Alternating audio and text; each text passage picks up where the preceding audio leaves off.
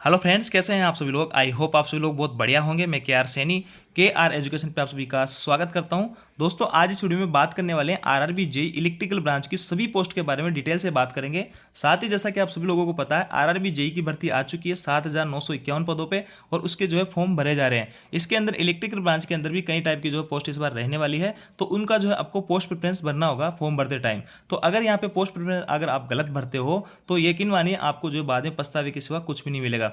देखिए दोस्तों, post preference का जो है बहुत बड़ा रोल होता है। जो पोस्ट आप सबसे ऊपर डालोगे वही पोस्ट आपकी जो है सबसे पहले आपको मिलने के चांसेस रहते हैं। तो ऐसे में अगर आपने गलत पोस्ट ऊपर चूज कर ली और आपके अच्छे मार्क्स है और फिर भी आपको वही पोस्ट मिलेगी, तो ये जो है आपका लाइफ टाइम का रोना रहेगा, क्योंकि लाइफ टाइम जो इसी पोस्ट पे आपको यहाँ पे काम करना होगा। जैसा कि पिछली भर्ती की मैं बात करूं, ग्रुप डी के अंदर कई सारे दोस्तों ने नॉलेज की कमी होने की वजह से कह लो, या फिर जो उन्होंने रिसर्च नहीं किया फॉर्म भरते टाइम, तो उन्होंने ट्रैकमैन की जो पोस्ट है सबसे ऊपर डाल दी, जो कि सबसे नीचे डालनी होती है। उन लोगों ने मार्क्स भी जो है बहुत अच्छे ऑब्टेन किए, फिर भी जो उनको ट्रैकमैन की पोस्ट यहाँ पे दी गई। तो एक तरह से उनको जो लाइफ टाइम है ट्रैकमैन की जॉब, जो कि सबसे लो कैटेगरी की ग्रुप डी के अंदर पोस्ट मान सकते हो, उस पर उनको यहाँ पे सिलेक्शन लेना पड़ा और उनका वही रोना है कि हमने जो है प्रेफरेंस यहाँ पे गलत डाल दी। तो ऐसा जो है आपके साथ में नहीं हो, मैं इस वीडियो बनाने का उद्देश्य यही है। कई सारे दोस्त कमेंट कर रहे थे कि सर जेई इलेक्ट्रिकल ब्रांच की जो हम कैसे पोस्ट प्रेफरेंस दें, कौन सी पोस्ट के बारे में क्या है, किस में अच्छा रहेगा, किस में हम आगे की पढ़ाई कर सकते हैं, लाइफ स्टाइल किस में अच्छी रहेगी, फैमिली लाइफ किस में अच्छी रहेगी। तो इस वीडियो में आपको कंप्लीटली जानकारी मिलने वाली है। अगर आप इलेक्ट्रिकल ब्रांच से हैं तो ये वीडियो आपके लिए बहुत ही हेल्पफुल रहने वाला है आरआरबी जेई 2024 के रिगार्डिंग।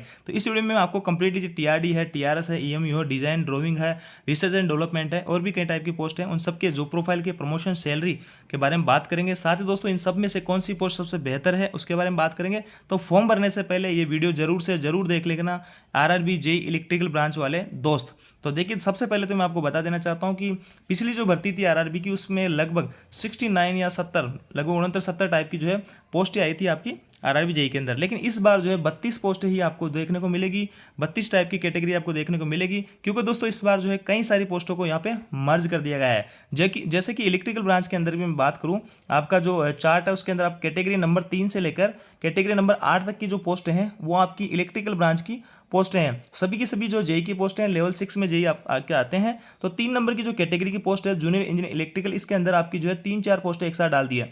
डिजाइन एंड ड्राइंग है, प्रोडक्शन यूनिट है और रिसर्च एंड डेवलपमेंट। यानी अगर आप 3 नंबर कैटेगरी सबसे ऊपर चुनते हो और आपका इसमें सिलेक्शन हो जाता है, तो इन तीनों में से आपको जो किसी भी डिपार्टमेंट में दिया जा सकता है। डिजाइन ड्राइंग में दिया जा सकता है, प्रोडक्शन यूनिट में दिया जा सकता है, रिसर्च एंड डेवलपमेंट में आपको दिया जा सकता है। इधर जो है इन सबके जो है मेडिकल स्टैंडर्ड है। मेडिकल स्टैंडर्ड में मैं कई सारे वीडियोस में बात कर चुका हूँ, फिर भी आपको एक बार शॉर्ट में और बता देता हूँ कि A3 वाला जो मेडिकल स्टैंडर्ड है, इन सब में जो आपको स्क्रीन पर दिख रहे हैं, इन सब में हाई रहने वाला है। उसके बाद में फिर आपका B1 रहेगा और उसके बाद में फिर जो है आपका B2 रहेगा, उसके बाद में C1 रहेगा। यानी C1 जो है सबसे लो कैटेगरी का मेडिकल स्टैंडर्ड। इसमें रेलवे के अंदर कई टाइप के मेडिकल स्टैंडर्ड होते हैं, A1 A2 A3 B1 B2 C1 C2 ऐसे करके। तो यहाँ पे अपने पास A3 से स्टार्ट होता है, तो A3 रहेगा, फिर उसके बाद में B1 B2 रहेंगे और C1 इसके बाद में सबसे कम लो मेडिकल स्टैंडर्ड वाला रहेगा। इसमें देखिए दोस्तों, क्वालिफिकेशन के अंदर 3 year diploma in a mechanical के अंदर, इलेक्ट्रिकल के अंदर, इलेक्ट्रॉनिक्स इंजीनियरिंग, और be a combination of any sub stream of basic streams of mechanical electrical electronics engineering from a recognised university institute. यानी आपने जो 3 स्ट्रीम यहाँ पे दे रखी है, मैकेनिकल है, इलेक्ट्रिकल और इलेक्ट्रॉनिक्स, इनसे आपने 3 साल का डिप्लोमा कर रखा है, या फिर जो है आपने इनकी सब स्ट्रीम से बीटेक वगैरह या इंजीनियरिंग कर रखी है किसी रिकॉग्नाइज्ड यूनिवर्सिटी से, तो आप जो है इन फॉर्म पे इन पोस्ट पे अप्लाई करने के लिए आप एलिजिबल हो। अब देखिए दोस्तों, ये तो जो है यहाँ पे कॉमन कैटेगरी सबसे पहले दे दी गई है। अब जरूरी नहीं है कि सभी जोन के अंदर ये वैकेंसीज आपको देखने को मिलेगी। हो सकता है किसी जोन में जैसे कि आपको 4, 5, 6 कैटेगरी वाली पोस्ट ही मिले, किसी जोन में आपको सारी की सारी कैटेगरी वाली पोस्ट मिल जाएगी वैकेंसी में, और किसी में आपको 2 ही पोस्ट मिले। तो ये जो है यहाँ पे कॉमन दे दिया कैटेगरी। अब आपके जो डिवाइड करेंगे अलग अलग, जैसे अजमेर की है या फिर अलग अलग जो जोन की है, तो उस हिसाब से वहाँ पे हो सकता है इनमें से कोई कैटेगरी मिस हो, कोई सी में वैकेंसी हो, कोई सी में नहीं हो। लेकिन फिर भी मैं आपको ओवरऑल यहाँ पे बात करूंगा कि अगर इन सारी पोस्टों के आधार पे बात करेंगे कि आपको प्रेफरेंस किस हिसाब से यहाँ पे देना होगा। तो सबसे पहले दोस्तों मैं बात करता हूँ आपकी कैटेगरी नंबर 3 की। इसके अंदर आपका design drawing in production unit and and research and development आता है। देखिए, अगर आपको इसमें कैटेगरी नंबर 3 आप सबसे ऊपर चुनते हो, तो आपको यहाँ पे इन तीनों में से कोई सी भी पोस्ट दी जा सकती है। डिजाइन एंड ड्राइंग का वाला का जो काम होता है वो होता है, जैसे रेलवे का कोई भी नया प्रोजेक्ट होता है, जैसे कोई स्टेशन बन रहा है, कोई ओची का काम हो रहा है, कोई सा भी काम हो रहा है जहाँ पे आपको उसकी डिज़ाइन तैयार करनी है। हालांकि जो डिज़ाइन तैयार की जाती है वो ठेकेदारों के द्वारा की जाती है, तो आपको जो है इसको क्रॉस चेक करना होता है कि जो डिज़ाइन तैयार की गई है, जो डाटा बनाया गया है, जो ड्राइंग बनाई गई है, जो नक्शा बनाया गया है, जो भी चीज़ें जहाँ इंस्टॉल करनी है तो उसका जो नक्शा बनाया है वो एक्चुअल में सही है या नहीं है और वास्तविकता से वो मैच खाता है या नहीं खाता है, वो आपको साइट पे जाके भी चेक करना होता है। तो डिज़ाइन और ड्राइंग वाला का जो काम रहेगा, और ये अगर इलेक्ट्रिकल डिपार्टमेंट में, हालांकि डिज़ाइन और ड्राइंग जो डिपार्टमेंट है ये सभी के अंदर आता है, आपका इंजीनियरिंग में रहेगा, मैकेनिकल में रहेगा, इलेक्ट्रिकल में रहेगा। तो इलेक्ट्रिकल का जो इलेक्ट्रिकल से रिलेटेड कोई भी इंस्टॉलेशन होगा तो वहाँ पे आपको ये डिज़ाइन ड्राइंग क्रॉस चेक करना है, सही है नहीं है, सारा कुछ चीज़ आपको देखना है। इसके अलावा दोस्तों आपकी जो पोस्टिंग होती है वो प्रोडक्शन यूनिट में भी हो सकती है। प्रोडक्शन यूनिट क्या होता है दोस्तों, देखिए यहाँ पे मैं आपको कुछ फोटोज़ के माध्यम से समझा देता हूँ। पहले तो डिज़ाइन और ड्राइंग वाला देख लीजिए। यहाँ पे अगर कोई भी जैसे इंस्ट्रूमेंट है उसको कोई इंस्टॉल करना है, कहीं पे लगाना है, कोई भी आपका नए स्टेशन बन रहे हैं उनमें आपको इलेक्ट्रिकल से रिलेटेड कोई भी डायग्राम वगैरह है कि कौन सी चीज़ें कहाँ पे होनी चाहिए, क्या होनी चाहिए, तो वो सारे कुछ नक्शे आप लोगों को जो है वैसे ठेकेदार बनाता है, आप लोगों को क्रॉस चेक करना होता है और आपको साइड पर जाकर चेक करना होता है कि रियल में ये चीज़ें यहाँ पे है या नहीं है। तो ये डिज़ाइन ड्राइंग का हो गया। इसके बाद दोस्तों प्रोडक्शन यूनिट में आपकी पोस्टिंग दी जा सकती है। प्रोडक्शन यूनिट वो होती है दोस्तों जो कि जैसे कि आईसीएफ है, इंटीग्रल कोच फैक्ट्री है पेरम्बूर में, और भी आपके जो प्रोडक्शन जहाँ पे नए नए कोच बनते हैं, एलएचबी आईसीएफ वगैरह जो भी कोच बनते हैं तो वहाँ पे एकदम फ्रेश कोच बनते हैं। तो ऐसे में प्रोडक्शन यूनिट जो उत्पादन इकाइयाँ होती है वहाँ पे भी आपकी पोस्टिंग दी जा सकती है और वहाँ पे आपको इलेक्ट्रिकल डिपार्टमेंट का चार्ज लेना होगा। इलेक्ट्रिकल डिपार्टमेंट के अंदर भी कई भी छोटे छोटे डिपार्टमेंट बने होते हैं, सब डिपार्टमेंट, तो उनमें आपकी एक पूरी टीम होती है जिसके अंदर आपके पास में हेल्पर वगैरह से लेके ग्रुप डी कर्मचारी से लेके ग्रुप सी वगैरह के कई सारे कर्मचारी आपकी टीम में होते हैं। तो प्रोडक्शन यूनिट में आपकी पोस्टिंग दी जा सकती है। इसके बाद में प्रोडक्शन यूनिट के बाद में आपको तीसरा है रिसर्च एंड डेवलपमेंट। तो रिसर्च एंड डेवलपमेंट में वही मैं आपको बताऊं, जैसे कि पहले कोई पुरानी पद्धतियाँ इलेक्ट्रिकल में चल रही है और उसमें क्या सुधार हो सकता है। रिसर्च आपको R&D जो डिपार्टमेंट है ये भी आपका मैकेनिकल में है, इंजीनियरिंग में भी रहता है, सिविल में भी रहता है, एसएनटी में भी रहता है और आपके इसमें भी रहता है। तो इनका मेनली जो काम होता है, अगर आपकी पोस्टिंग रिसर्च एंड डेवलपमेंट में है और इलेक्ट्रिकल डिपार्टमेंट में है तो इलेक्ट्रिकल से रिलेटेड रिसर्च आप लोगों को करनी होती है कि आपकी एक पूरी टीम होती है सुपरवाइजर वगैरह की, तो वहाँ पे आपको रिसर्च करनी होती है कि हाँ कौन सी चीज़ें में इलेक्ट्रिकल जो भी चीज़ें हैं इनमें क्या इंप्रूवमेंट किया जा सकता है। जैसे कि मैं बात करूँ स्टेशन पे पहले दोस्तों लोकल सप्लाई हुआ करती थी, जब ओची वगैरह नहीं हुआ करती थी, तो वहाँ पे जब ओची लगी तो फिर लोकल सप्लाई से भी उसको कनेक्ट किया गया, और जब लोकल सप्लाई नहीं आती थी वहाँ पे जनरेटर वगैरह चलते थे। तो अब आजकल अभी प्रेजेंट टाइम में वहाँ पे जनरेटर सभी जगह बंद हो गए हैं, अभी जो है ओची से डायरेक्ट यहाँ पे सप्लाई दे दी गई। तो ऐसी चीज़ें क्या क्या इंप्रूवमेंट लाया जा सकता है, कौन कौन से सुधार किए जा सकते हैं इलेक्ट्रिकल डिपार्टमेंट के अंदर, ऐसी चीज़ें रिसर्च वगैरह ये लोग करते रहते हैं। साथ ही जैसे कोच वगैरह हैं उनमें प्रोडक्शन यूनिट में तो R&D आपकी पोस्टिंग प्रोडक्शन यूनिट में R&D के थ्रू, तो वहाँ पे आपको देखना होता है कि नए जो कोच बन रहे हैं उसमें आपको चार्जिंग प्लग किस हिसाब से लगाने हैं, जो लाइट वगैरह है वो किस हिसाब से रहेगी, इसमें AC वगैरह कैसे क्या चलना है। तो आपको नई नई तरीके जो है रिसर्च वगैरह आपको यहाँ पे करनी होती है। तो रिसर्च एंड डेवलपमेंट आपकी यहाँ से समझ गए होंगे कि आपको क्या काम करना होगा।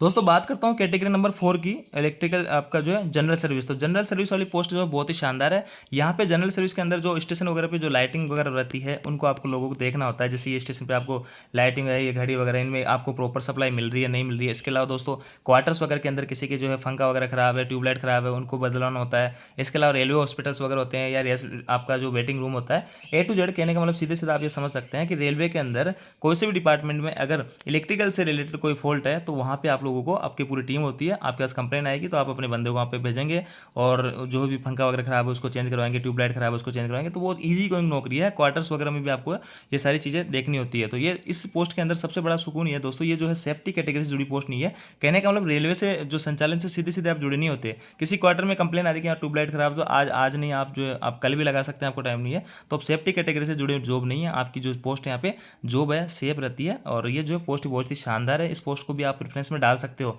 तो जनरल सर्विस में आपने समझा होगा कि ट्यूबलाइट वगैरह जो भी जनरल जो चीज़ें होती हैं इलेक्ट्रिफिकेशन की, स्टेशन वगैरह पे हैं, रेलवे हॉस्पिटल है, जो भी रेलवे के उत्पाद है वहाँ पे आपको, रेलवे क्वार्टर्स हो गए, वहाँ पे आपको ये सारी चीज़ें यहाँ पे देखनी होगी। इसके बाद दोस्तों बात करते हैं कैटेगरी नंबर 5 की, आपके EMU और TRS की। तो देखिए दोस्तों EMU ट्रेन आपने देखी होगी जिनके लोको नहीं लगते हैं और कोच की तरह ही एक जो है आगे पीछे दोनों साइड से चलती है, ये ऐसी चीज़ें आपने देखी होगी। EMU का मतलब होता है इलेक्ट्रिक मल्टीपल यूनिट। तो इनका जो मेंटेनेंस का जो सारा काम होता है वो EMU डिपार्टमेंट को देखना होता है। और इनका जो है बड़े बड़े सेट है, कोलकाता मुंबई वगैरह में EMU उधर ज़्यादा चलती है, तो उधर आपको जो पोस्टिंग देने के ज़्यादा चांसेस बनते हैं अगर उधर की जोन अगर आप चुनते हो तो। बाकी इधर राजस्थान वगैरह में बहुत ही कम इनके जो है EMU वगैरह बहुत कम चलती है। इसके बाद दोस्तों बात करते हैं टीआरएस की।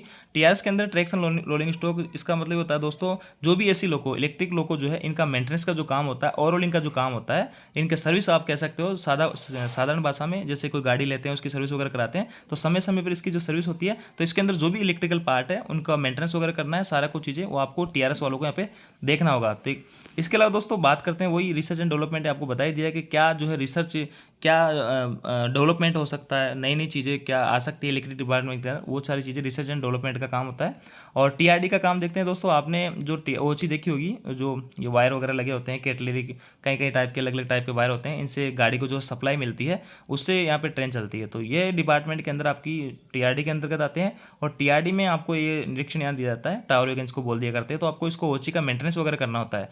यही मेनली यहाँ पे काम होता है। आपकी पूरी टीम होती है, आप और सभी जो जेई है सभी डिपार्टमेंट के, आपको खुद को काम नहीं करना होता है, यहाँ पे काम करवाना होता है। आपके साथ डिपार्टमेंट होता है, जूनियर्स होते हैं, काफ़ी सारे जो टेक्नीशियन वगैरह होते हैं, technician grade first second third, इसके बाद में हेल्पर होते हैं, ग्रुप डी कर्मचारी होते हैं, तो उनसे आपको यहाँ पे काम करवाना होता है। आपको चेक करना है कि जो काम हो रहा है वो प्रॉपर हो रहा है नहीं हो रहा है, और कहाँ पे मेंटेनेंस की जरूरत है, कहाँ पे जो है कमजोरी आ रही है किसी भी वायर वगैरह में, कहाँ उसको रिप्लेस करना है, कहाँ क्या चाहिए। तो ये एक इमरजेंसी पोस्ट है दोस्तों, यहाँ पे आपको कभी बुलाया जा सकता है।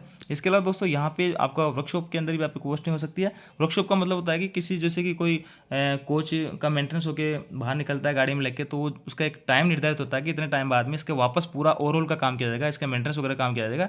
तो जब भी वो जो वर्कशॉप में जाएगा, तो वर्कशॉप में उसके सारा कुछ चीज़ें उसको एकदम नया बना के वापस उसको भेजा जाएगा। तो उसमें जो भी इलेक्ट्रिक से रिलेटेड सामान डलेंगे, नए जो भी चीज़ें उसमें इंप्रूवमेंट वगैरह करनी है, तो वो वर्कशॉप के अंदर ही आते हैं। तो ये अलग अलग जगह है वर्कशॉप, आपको बड़े बड़े लेवल पे मिलेंगे। तो वर्कशॉप में भी जेई वर्कशॉप में आपकी पोस्टिंग होगी। वर्कशॉप के अंदर आपको जो है यहाँ पे इंसेंटिव वगैरह का भी प्रावधान होता है।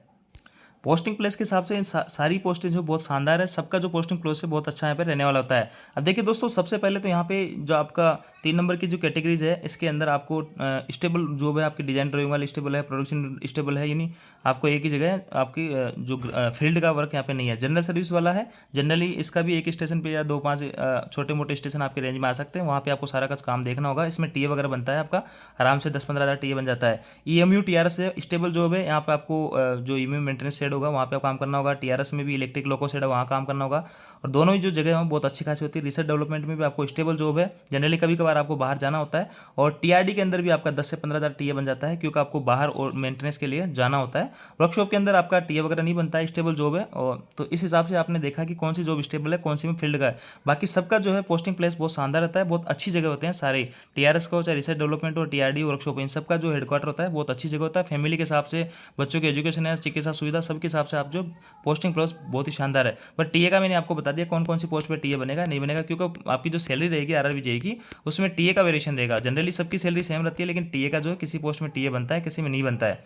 अब यहाँ पे देखिए सैलरी जो है, बेसिक जो सैलरी रहेगी सबको मिलेगी, डीए आपके सभी को मिलेगा। डीए अभी 50% है, हो सकता है आप जब 1-2 साल बाद आपकी पोस्टिंग हो तब जो ये डीए आपका 60-70% भी पहुँच सकता है, तब आपकी सैलरी और अच्छी हो जाएगी।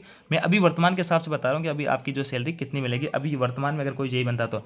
टीपीए जो दोस्तों, अगर आप एक्स क्लास सिटी में हो तो आपका टीपीए जो बनेगा वो 5400 बनेगा, और वाई और जेड क्लास में हो तो 2700 रुपये मिलेगा। एक्स क्लास सिटी वो सिटी होती है, बड़ी मेट्रो शहर होते हैं जैसे बॉम्बे, दिल्ली वगैरह, या फिर जो वाई क्लास शहर में ऐसे आते हैं जो बड़े शहर होते हैं, जयपुर हो गया, अजमेर हो गया, बीकानेर हो गया, ऐसे। और इसके अलावा जो भी स्टेशन वगैरह रहते हैं वो आपका जेड क्लास होते हैं। तो वाई और जेड में 2700 मिले हैं, और 5400 रुपये आपको एक्स क्लास मिलते हैं।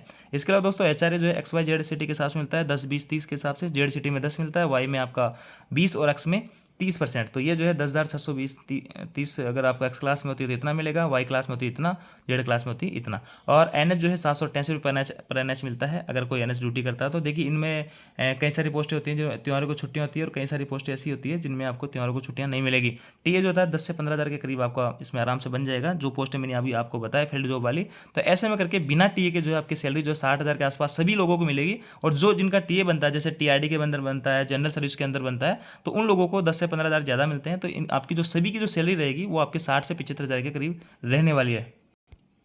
अब देखिए दोस्तों, सभी इतने 6-7-8 टाइप की पोस्टें हैं, सभी के बारे में डिटेल से बताऊंगा तो वीडियो काफ़ी लंबा हो जाएगा। मैंने आपको शॉर्ट्स में बताने की जो है यहाँ पे कोशिश की है, आपको समझ में आया होगा सारा कुछ। अब देखिए प्रमोशन में देख लेता हूँ कि प्रमोशन के अंदर सभी का सेम सा प्रमोशन होता है। आपका बिना एग्जाम दिए जो आप एसएससी तक जा सकते हो, या आपको 4200 में लगते हो, ये 4600 की पोस्ट है एसएससी। इसके बाद में आपका जो है कोई प्रमोशन नहीं होता है बिना एग्जाम के। और एलडीसी एग्जाम का जो कि आप 5 साल के बाद दे सकते हो, 4200 में रहने के 5 साल ड्यूटी करने के बाद में एलडीसी कोटे से भर्ती आती है, उसका एग्जाम देके आप आईएन बन सकते हो। आईएन जो होता है गजेटेड लेवल की पोस्ट होती है, 4800 ग्रेड की पोस्ट होती है। और आईएन से जो बिना एग्जाम ही आपको डीएन बन जाते हो, 4-5 साल में जो भी टाइम लगे, कैटेगरी डिवीजन के हिसाब से डिपेंड करेगा।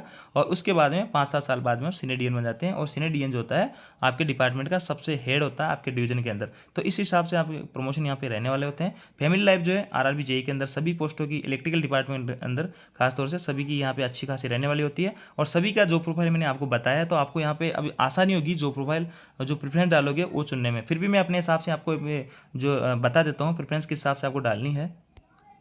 दोस्तों वैसे प्रेफरेंस आपके हिसाब से अलग हो सकती है, लेकिन मैं अपने हिसाब से यहाँ पे बेस्ट आपको बताने की कोशिश करूँगा। देखिए सबसे पहले तो जो है आप ये 3 नंबर की जो पोस्ट है इसको रख सकते हैं। उसके बाद जनरल सर्विस को आप रख सकते हैं, और ये जो आरएनडी इसको भी आप ऊपर डाल सकते हैं। इसके अलावा दोस्तों आपको जो है आपको वर्कशॉप डाल सकते हैं। वर्कशॉप के बाद में ईएमयू और टीआरएस डालेंगे, और टीएमयू के बाद में टीआरडी। तो इस हिसाब से आपको प्रेफरेंस डालना है। उसमें आपको अपने हिसाब से थोड़ा बहुत चेंजेस हो सकता है, क्योंकि दोस्तों पोस्टिंग प्लेस के हिसाब से, क्योंकि कहीं जो है कई सारी चीज़ें इफेक्ट करती है प्रेफरेंस के अंदर। मैं आपको फिर से वीडियो बना के बताऊंगा, वीडियो काफ़ी ऑलरेडी बहुत बड़ा हो गया है। बाकी शॉर्ट में मैंने आपको बताया कि किस हिसाब से आपको प्रेफरेंस यहाँ पे देनी होगी। तो अब दोस्तों आपको जानकारी अच्छी लगी, वीडियो आपको अच्छा लगा, वीडियो को लाइक कीजिए, दोस्तों के साथ में शेयर जरूर करें। Thank you.